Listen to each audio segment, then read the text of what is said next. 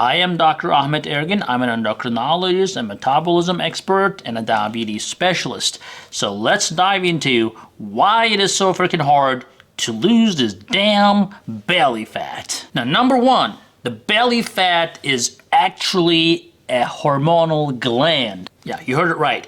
It is actually the fat cells in our body, especially the belly fat, the visceral fat we call this, which is the fat around your organs that are pushing out from your belly. The visceral fat actually works like a hormonal gland. They secrete a lot of enzymes and cytokines and proteins that actually creates insulin resistance.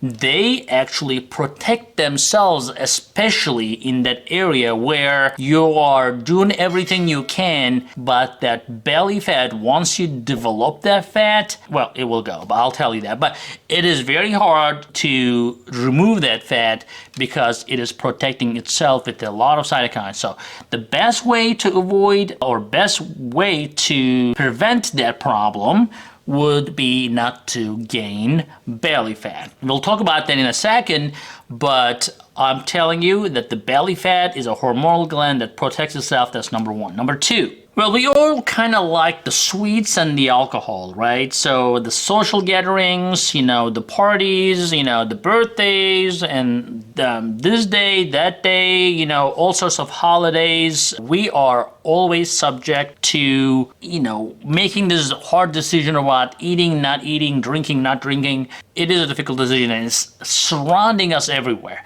So every time you say, oh, it's a one time, it's not gonna hurt me, it's gonna hurt you. And that thing that you eat, the alcohol and any sweets, any carbs, goes right to your belly. Your belly fat will accept it graciously and will not let it go. So that's number two. Well, so number three, low estrogen levels lead to belly fat. So no wonder my office is full of postmenopausal women trying to understand why they are gaining weight, although they have not changed anything in their life. And I don't blame them, because when the estrogen levels go down, unfortunately your body shifts the weight from your buttocks and from your thighs to your belly.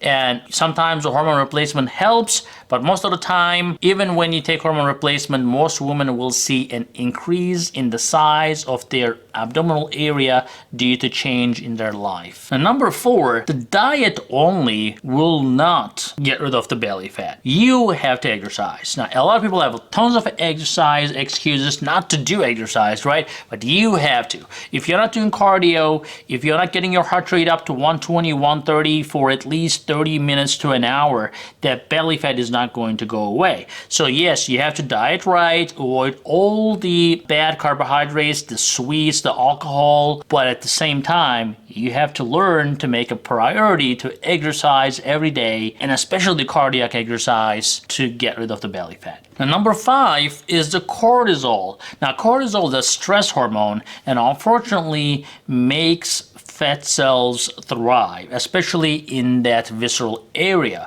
in the abdominal area. So if you're stressed out, or if you just stress about everything, or if you just have a difficult life, that's just not going to help you to get rid of the belly fat. So do some relaxation, do some yoga, do something that will relax you, and try to avoid stressful situations.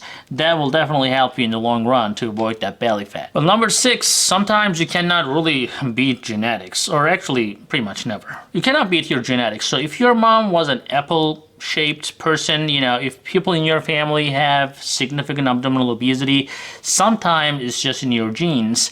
And don't just be frustrated because everything you did, I said, and you still didn't lose everything in your belly. You will lose it, but you may still retain some, and that may be just simply genetics. And lastly, and most importantly, the added sugars. Now, most people think that they have a great diet, but they don't mind putting all sorts of ketchup on their food, for example. Well, these ketchups are full of added fructose and sugar that you may not be aware of. So every time you consume a food, try to make a habit of looking at the nutritional facts. Especially high fructose corn syrup is heavily used in the United States, in many developed countries as well. And there is great evidence that the fructose, especially those high fructose corn syrup, not the fructose from the fruits, but these processed fructose goes to your liver, gets trapped, and turns into fat immediately. So you need to make sure that you are staying away from